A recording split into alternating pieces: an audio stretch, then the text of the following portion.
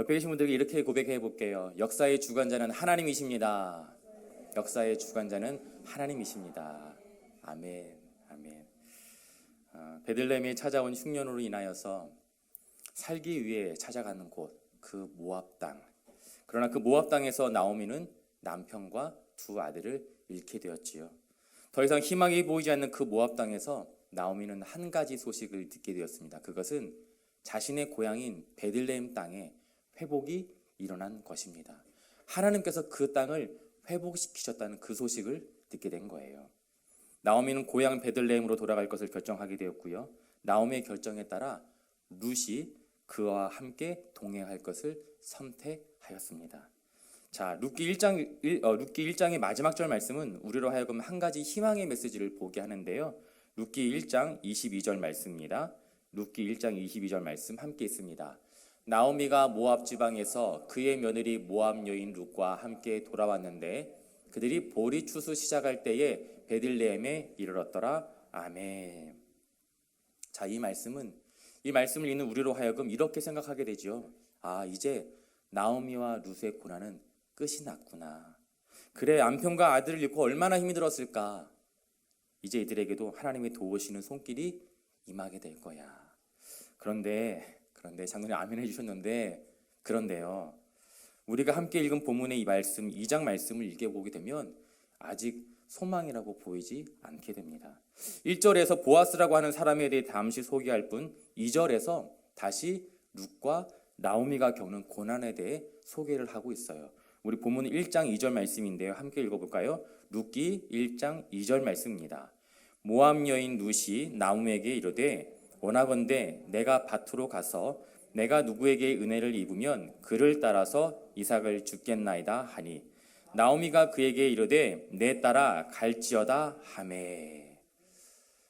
베들레헴을 떠나 고통의 한가운데서 다시 만나게 된 하나님, 그리고 그 하나님 앞에 회개하고 돌아온 자리가 바로 베들레헴입니다. 우리는 한 가지 희망을 기대하게 되지요. 회개의 자리로 돌아오는 이들에게 하나님께서 복을 주실 것이라는 이 사실입니다. 그러나 이들에게 주어진 것은요, 풍족한 식량이 아니었어요. 거기에 기거할 만한 집도 주신 것도 아니었습니다.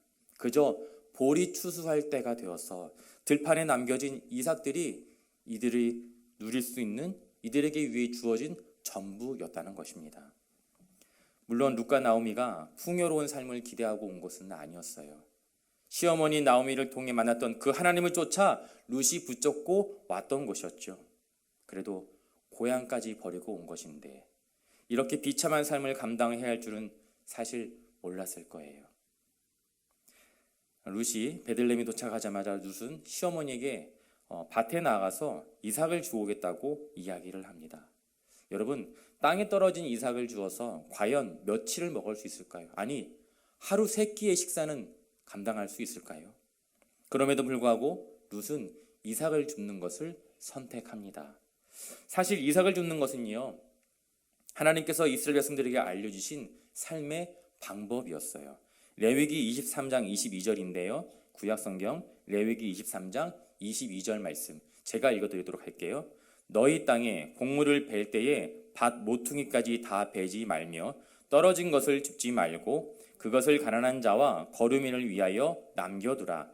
나는 너희의 하나님 여호와이니라. 아멘. 아멘.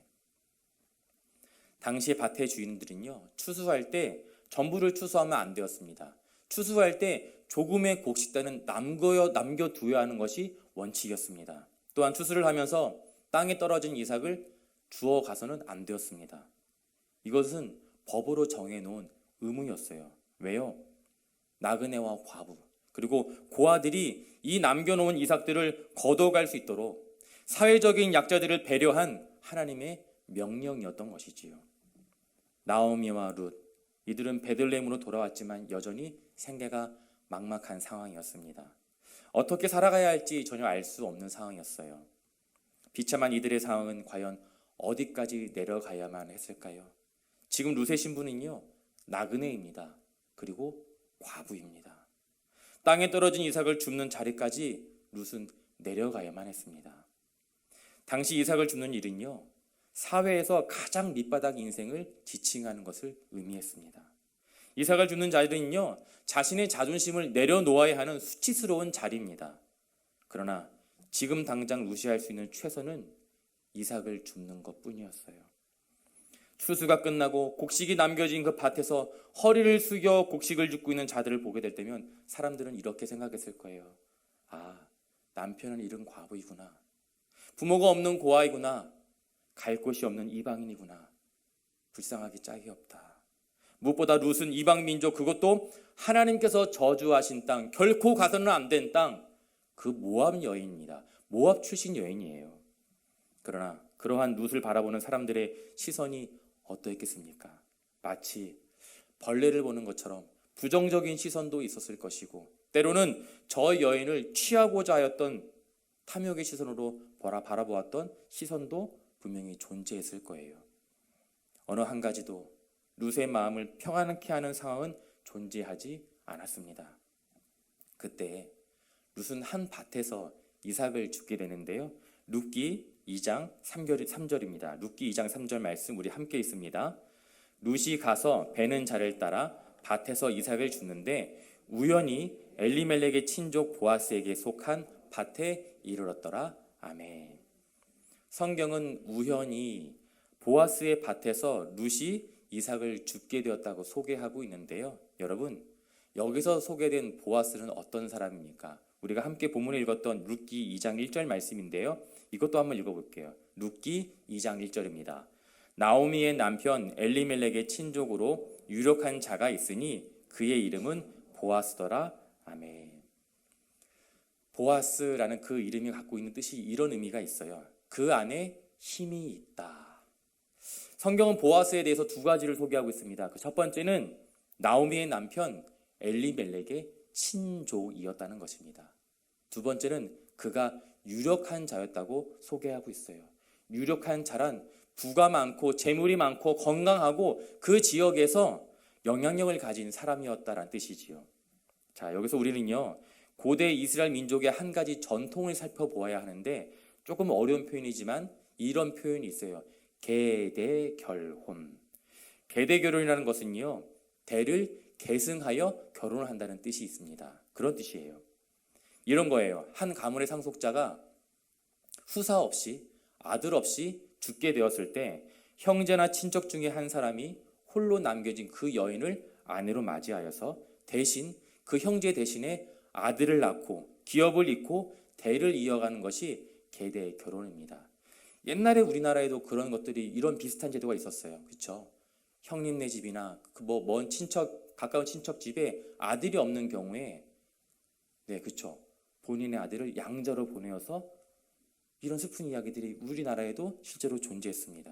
이런 것과 비슷한 거예요. 그렇게 계대 결혼을 통해서 엘리멜렉의 가문을 계승할 수 있는 대상 중에 한 사람이 누구였다고요? 바로 보아스였던 것입니다. 자, 룻은 지금 누구의 밭에서 곡식을 줍고 있습니까? 보아스의 밭에서요. 여러분 되게 잘하시네요.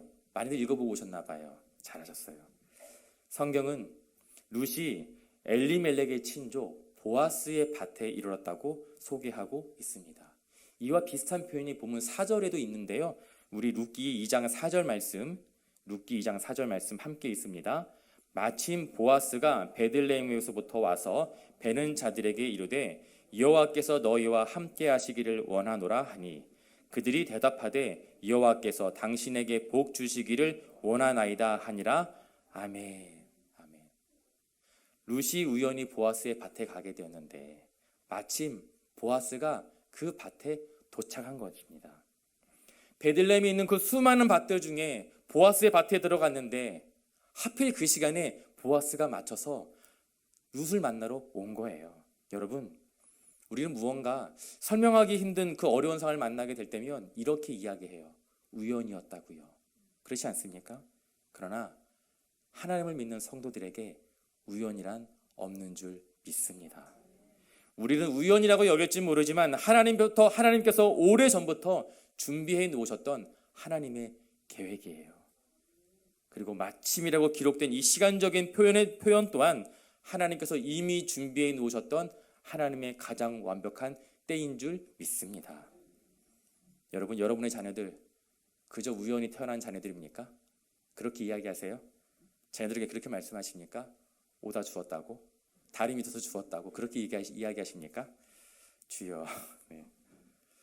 저와 저의 아내는 첫째 아이를 낳고 둘째 아이를 낳지 않기로 결심을 했어요. 그렇게 약속을 했습니다.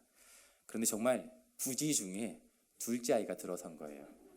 나중에 둘째 아이가 듣게 되면 서운해할 수 있을지 몰라도 저희 부부는요, 둘째 아이에 대한 계획이 단 1도 없었습니다. 그런데 정말 그렇습니까? 정말 그런 거예요? 둘째 아이가 부지 중에 저의 실수로 생긴 것입니까? 아니지요. 하나님께서 정하여 주신 생명입니다. 하나님께서 저희 가정에게 사명으로 감당할 수 있도록 저희 가정에게 주신 선물이에요. 저희 아이들이 이제 대구에 내려간 지 3개월이 조금 넘었는데요. 그 사이에 벌써 둘째 아이가 대구 사투리를 기가 막히게 배웠어요. 와, 아주 맛깔나게 합니다. 이 둘째 아이를 안 낳았으면 결코 몰랐을 것 같아요. 이 아이가 얼마나 사랑스럽고 귀여운 아이인지. 여러분, 성도의 삶 가운데 우연이란 존재하지 않습니다. 마침이란 단어도 표현도 존재할 수 없어요. 저희는 매주 수요 예배 그리고 금요 기도회 때 사무엘상 말씀을 살펴보고 있는데요. 지난 금요일 본문의 말씀이었습니다. 사무엘상 6장 9절 말씀인데요. 우리 함께 읽어볼게요. 사무엘상 6장 9절 말씀 함께 있습니다.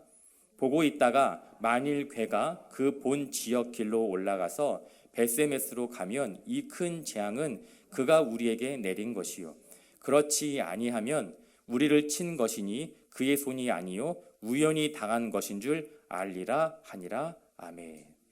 9절과 10절 말씀이었던 것 같아요. 네. 이스라엘과 블레셋 사이에 전쟁이 일어났습니다. 그리고 그 전쟁의 결과 이스라엘이 패하였어요. 자그마치 3,000명이 그 전쟁으로 인하여서 목숨을 잃게 되었습니다. 이스라엘 백성들이 한 가지 대안을 마련합니다. 그것이 무엇이냐면 하나님께 제사를 드리는 그 거룩한 장소에 있는 성소에 있는 여호와의 궤를 가지고 전쟁터로 오는 거예요. 그렇게 여호와의 궤를 가지고 오면 하나님께서 이 전쟁 가운데 함께 하실 것이다. 그렇게 생각한 것이지요. 그렇게 여호와의 궤를 전쟁터로 가져온 결과 이스라엘 백성들이 승리했을까요? 승리했다면 제가 이런 얘기를 안 했겠죠. 더 큰 패배를 경험하게 되었습니다. 더 큰 패배를 경험하게 되었어요. 이스라엘 백성들이 자그마치 3만 명이나 그 자리에서 죽임을 당하고 말았습니다. 뿐만 아니라 여호와의 궤는 블레셋에 의해서 빼앗기게 되었습니다. 자, 이제 빼앗긴 궤는 어디로 갔습니까? 블레셋 땅으로 가게 되었어요. 그런데 그 여호와의 궤가 있는 지역마다 블레셋 땅에 전염병이 돌기 시작합니다. 수많은 사람들이 죽게 되었어요. 이 일로 블레셋의 제사장들하고 점술가들이 모여서 대책회의를 합니다. 대책을 마련했는데요. 그 대책이 바로 이거예요. 젖이 나는 암소 2마리를 끄는 수레에 여호와의 궤를 실어서 10km 정도 거리에 있는 이스라엘 땅으로 돌려 보내는 것입니다. 단 이때 그 소를 모는 사람은 존재하지 않아요. 이 암소 2마리가 알아서 이스라엘 땅으로 가는지 가지 않는지 지켜보자는 것입니다. 만약에 이 암소가 끄는 수레가 곧바로 이스라엘 땅으로 가게 되면 지금까지 겪게 된 이 전염병이 하나님께서 허락하신 재앙이고, 만약 이 암소가 끄는 수레가 이스라엘 땅이 아니라 엉뚱한 곳으로 가게 되면 지금까지 겪은 이 전염병은 우연히 일어난 일이라고 자기들이 생각하기로 결정했다는 거예요. 여러분, 젖이 나는 암소 2마리, 어느 곳으로 가야 정상적인 선택입니까? 제가 보기를 드릴게요. 참고로 금요 기도에 오신 분들은 이 질문 다 맞추셨어요. 여러분도 다 맞추셔야 돼요. 자, 보기 1번, 젊은 수소들이 모여있는 곳. 2번, 젖 먹는 송아지들이 모여있는 곳. 어디입니까? 에? 몇 번이라고요? 자신 있게. 1번, 2번이요. 2번 잘하셨어요. 정상적인 암소라면, 젖이 나는 암소라면 당연히 젖을 먹일 수 있는 송아지가 있는 곳으로 가야 하는 것이 정상이지요. 모성애는 사람과 짐승 모두 똑같습니다. 그 누구도 모성애를 막을 수 없어요. 그런데 이 젖이 나는 암소 2마리가 끄는 수레가 어디를 향해 갔다고요? 정확히 10km를 걸어서 이스라엘 백성들이 있는 그 땅으로 갔다는 것입니다. 블레셋이 경험했던 전염병은 결코 우연이 아니었습니다. 하나님께서 계획해 놓으신, 하나님께서 허락하신 하나님의 재앙이었습니다. 하나님의 뜻이었습니다. 그리고 하나님의 계획이었어요. 여러분, 하나님의 역사 가운데 결코 우연이란 존재하지 않습니다. 룻이 찾아간 밭이 우연히 보아스의 밭이었고, 룻이 보아스의 밭에서 곡식을 줍고 있는 그 순간 때마침 보아스가 자신의 밭에 찾아왔다고 표현된 이 말씀은요, 룻과 보아스 이 두 사람을 만나게 하신 하나님의 계획이었고 하나님의 뜻이었습니다. 인생의 밑바닥까지 내려간 룻과 나오미, 이젠 더 이상 잃을 것도 없습니다. 그리고 그 인생 가운데 하나님께서는 새로운 만남을 통해 상상도 할 수 없는 축복을 이미 준비해 놓으셨고 계획해 놓으셨다는 거예요. 하나님은 절망 속에 희망과 소망을 감춰두고 계신 분이십니다. 당장 내일을 어떻게 살아가야 할지 몰라, 아니 어떻게 버텨야 할지 몰라 막막한 상황 가운데 놓여 있지만, 비록 하루 벌어 하루 살아갈 수밖에 없는 삶이지만 여러분, 이게 끝이 아닌 줄 믿습니다. 룻과 나오미에겐 당장 먹고 살 음식과 집만 있으면 될 것 같은데, 그러나 우리의 기도와는 달리 하나님께서는 우리가 생각하지 못하였던 전혀 다른 축복의 통로를 예비해 놓으셨던 거예요. 이사야서 55장 8절과 9절 말씀인데요. 이사야서 55장 8절과 9절 말씀 우리 함께 있습니다. 이는 내 생각이 너희의 생각과 다르며 내 길은 너희의 길과 다름이라. 여호와의 말씀이니라. 이는 하늘이 땅보다 높음 같이 내 길은 너희의 길보다 높으며 내 생각은 너희의 생각보다 높음이니라. 아멘. 아멘. 하나님의 생각은 우리의 생각과 다릅니다. 우리의 생각은 당장 이 문제가 해결되면 우리가 살 수 있을 것 같은데, 하나님의 생각은요, 언제나 우리의 생각을 뛰어넘습니다. 당장 눈앞에 놓여진 문제의 해결이 아니라 문제의 근본적인 이유를 찾고 해결해 주시는 분이 우리 하나님이신 줄 믿습니다. 룻기 2장 5절, 6절, 7절 말씀인데요. 우리 좀 길지만 함께 읽어볼까요? 룻기 2장 5절, 6절, 7절 함께 있습니다. 보아스가 베는 자들을 거느린 사환에게 이르되 이는 누구의 소녀냐 하니, 베는 자를 거느린 사환이 대답하여 이르되 이는 나오미와 함께 모압 지방에서 돌아온 모압 소녀인데, 그의 말이 나로 베는 자를 따라 단 사이에서 이삭을 죽게 하소서 하였고, 아침부터 와서는 잠시 집에서 쉰 외에 지금까지 계속하는 중이니라. 아멘. 아멘. 보아스가 자신의 밭에 돌아와서 돌아보는데 한 소녀가 눈에 들어왔습니다. 이 정도 수고하면 이제 허리를 펴고 잠시 쉬면 땀을 닦을 법도 한데, 홀로 묵묵히 땅을 바라보며 유난히 열심히 최선을 다해 이삭을 줍는 그 소녀를 보아스가 보게 된 거예요. 보아스는 그 소녀가 누구인지 궁금해졌습니다. 그리고 사환에게 묻습니다. 이 소녀가 어떤 소녀냐고요. 사환이 보아스의 질문에 답을 합니다. 네, 나오미와 함께 모압에서 온 여인인데 아침부터 와서는 잠시 집에서 쉰 것 외에는 지금까지 계속 이삭을 줍고 있습니다.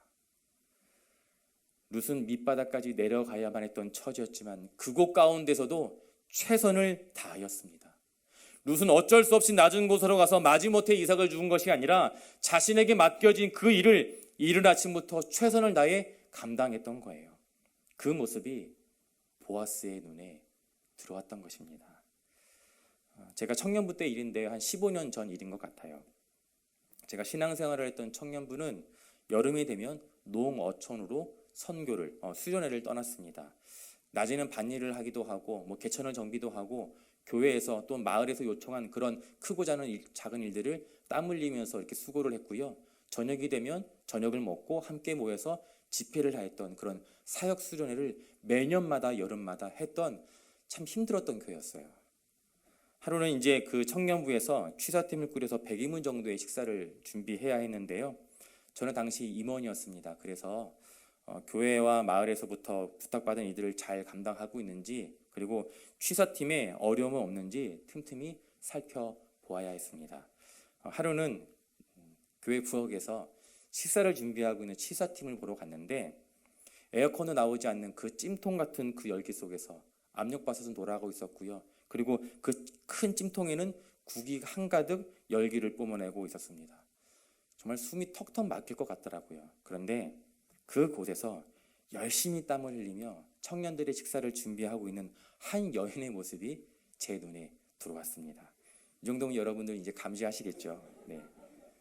긴 생머리를 묶고 단정하게 묶고 체크무늬 앞치마를 두르고 그 식사 준비에 열심히 그 자매의 모습이 어찌나 아름답게 보이던지요. 그 모습이 저의 눈에 들어왔던 거예요. 그렇게 그때 만난 자매가 지금 저의 아내입니다. 제가 결혼 이후에 아내에게 이런 이야기를 한 적이 있어요. 당신이 그때 수련회 때 열심히 섬겨서 하나님께서 상급으로 나를 당신에게 주신 거예요. 제 아내의 반응이 지금 여러분과 동일했어요. 어이없는 소리 하지 말라고. 정말 어이없어 하더라고요. 여러분, 믿음의 사람은요, 자신에게 주어진 삶의 자리에서 최선을 다하며 살아가야 합니다. 왜일까요? 하나님께서 그 시간을 통해 일하시기 때문입니다. 만약 룻이 나는 그런 수치스러운 일을 하지 못하겠어, 차라리 굶어 죽고 말겠어 라고 생각했다면 룻과 보아스의 만남은 이루어지지 않았을 거예요.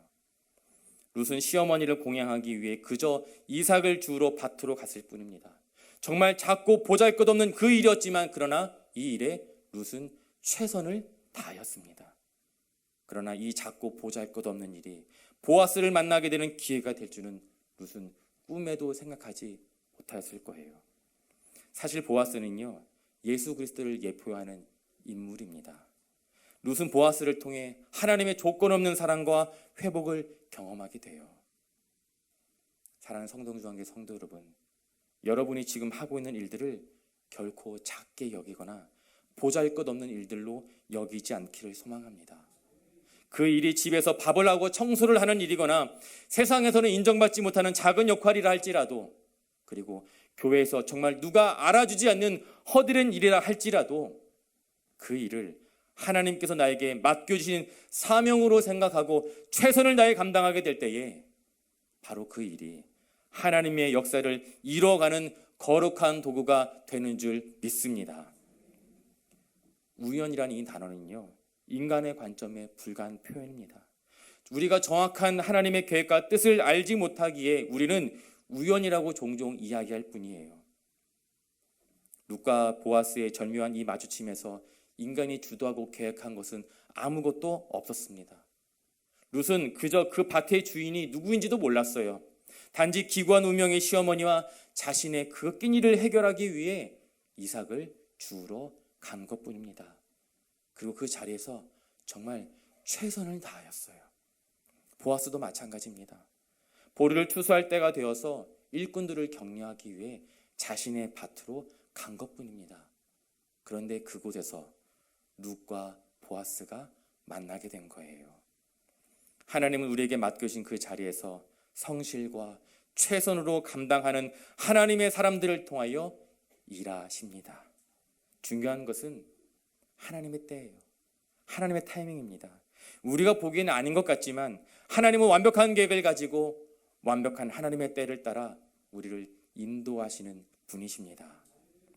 분명히 내가 놓쳤다고, 정말 절호의 기회였는데 내가 놓쳤다고 생각하고 어쩔 줄 몰라 마음을 졸였지만 나중을 보게 되면 하나님은 기가 막힌 방식으로 문제를 해결하실 때가 우리는 참 많이 경험했습니다. 실패한 것 같았지만 결코 실패한 것이 아니었어요. 이제 룻과 보아스의 만남을 통해 엘리멜렉의 가문과 나오미가 겪었던 도저히 감당할 수 없는 상처와 아픔들은 정말 아름답게 회복될 것입니다. 사랑하는 성도 여러분, 여러분들에게 맡겨주신 이삭을 주는 자리는 과연 어디입니까? 때로는 그 자리가 나의 자존심을 상하게 하는 자리일 수도 있어요. 남들이 보기엔 하찮아 보이고 될 수 있으면 피하고 싶은 자리일 수도 있습니다. 그러나 하나님께서 맡겨주신 그 자리에서 불평과 원망이 아닌 묵묵히 그 사명을 감당하게 될 때에 하나님께서는 우연과 마침으로 보이는 그 시간들을 사용하셔서 아름다운 하나님의 역사를 이루어 가실 줄 믿습니다. 말씀을 정리하겠습니다. 우리의 삶 속에 등장하는 수많은 우연들, 그때 우리는 몰라요. 이 우연이 어떠한 결과를 가져오게 될지. 그러나 그 우연의 시간들에 대해 하나님 앞에 묻고 또 고민하고 기도하며 나에게 허락하신 그 상황 앞에서 최선을 다해 감당하게 될 때에 우리는 하나님께서 계획해 놓으신 아름답고 놀라운 역사를 분명히 경험하게 될 것입니다. 사랑하는 성도 여러분, 성도가 살아가는 이 땅의 삶 가운데는 결코 우연이란 존재하지 않습니다. 모든 것이 우리의 회복을 위해, 우리의 성장을 위해 준비해 놓으신 하나님의 계획과 하나님의 뜻과 하나님의 섭리인 줄 믿습니다. 이 사실을 기억하여 모든 것을 합력하여 선을 이루시는 하나님의 방법을 기대하며 나에게 주어진 일상의 시간들을 최선을 다해 감당할 수 있는 사랑하는 성동중앙교회 성도님들이 되시길 이 시간 예수님의 이름으로 마음 다해 축원합니다.